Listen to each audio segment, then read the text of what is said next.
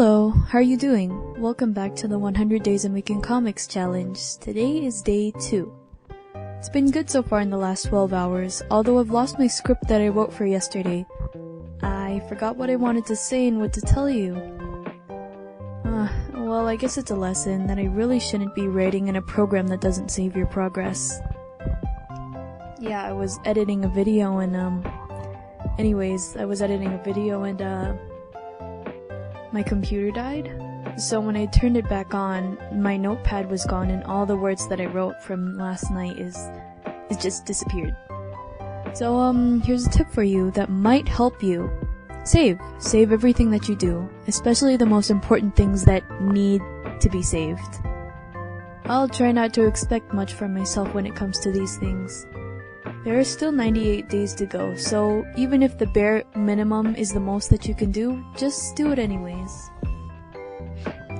I can tell you what I've accomplished for today, not just the character sheets, but also the essay that was due tomorrow.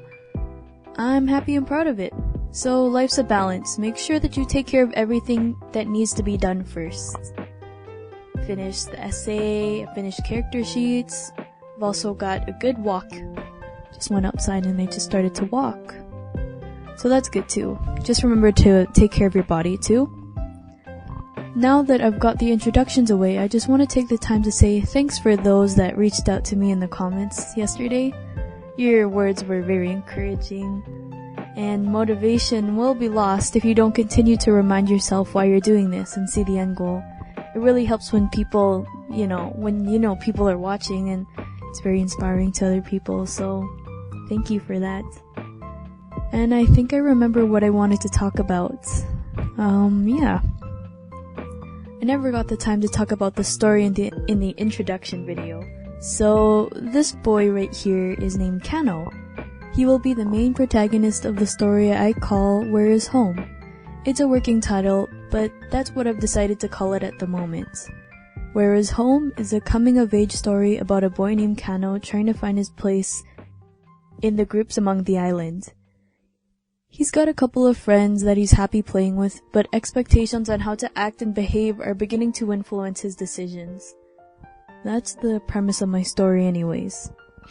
It's gonna be a long journey, and I never thought I'd be able to commit to a story like this one.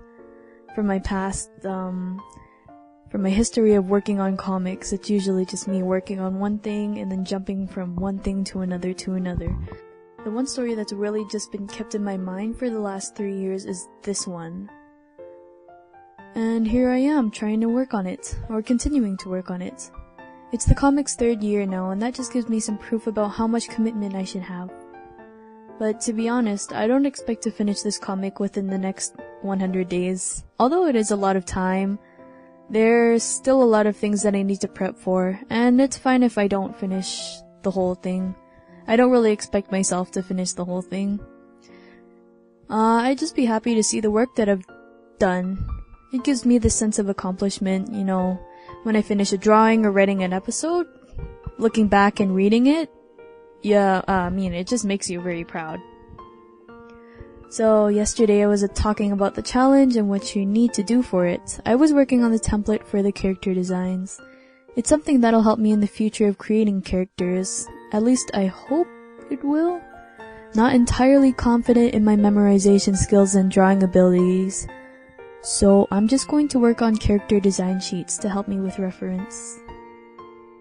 It's not necessarily. In the past I've been having a hard time drawing characters. For an example, my main character Kano, who's that boy I'm working on in the speed paint, he was especially hard to draw for.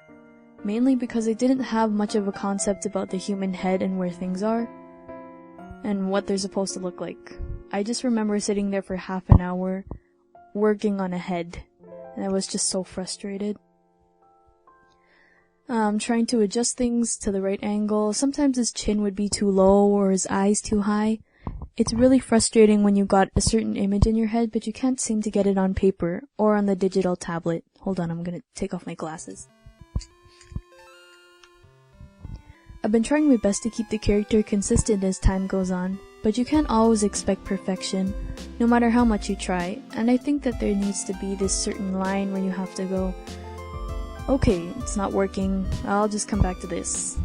I've been looking at tutorials on YouTube for things that I have trouble drawing, and that really helps too, if you want. If you want, I could provide links for the videos that helped me out with my character mapping. It's my third go at this project now. Something that I can tell you from experience is definitely, if it's too much work and it's something that you're really not looking forward to doing, just think about simplifying everything, especially when drawing backgrounds or background characters, because people will overlook it, especially if you have a good story and you have good characters in mind. They won't really care. So try not to get too lost in the details. Instead of creating every detailed drawings and images, just try simplifying to give yourself more time and room to do the things that you want, like the lettering, the paneling, just making details to things that matter instead of everything else, like the characters. Just remember, everything comes with a balance. If you want to have a beautifully nice and detailed comic, you gotta put that work and effort into it to make it consistent as well. So if you have a nice and beautiful detailed comic, you're gonna want to do that for the duration of it, right? Really helps if you have people helping you out and working on it, but just me as one person, it really is hard, so that's also why I decided to simplify things. I just remember having that thought in my head. Sometimes I just spend hours on one panel trying to make it very detailed and intricate, but then I remember that it's a comic, yeah, and that most people don't really care about the background. So I just sat there and told myself I wasn't willing to put this much detail into it. I eventually lost motivation because I wasn't satisfied with the appearance of the panels. The characters and the inconsistencies were very off-putting, and that's also another reason why I stopped. Another thing to consider before starting your comic is the color palette and the art style. Will you go for a more anime art style or a more cartoon one? It's up to you. There's a lot of decisions to make when it comes to making comics, so just pace yourself when it comes to it. Pace yourself when it comes to it. Don't put too much pressure on yourself either, because after all, you are human. Things happen and you can change your mind if you want to. Something that really helped me with everything, even in improving my art, is exploring art styles and color palettes that are online.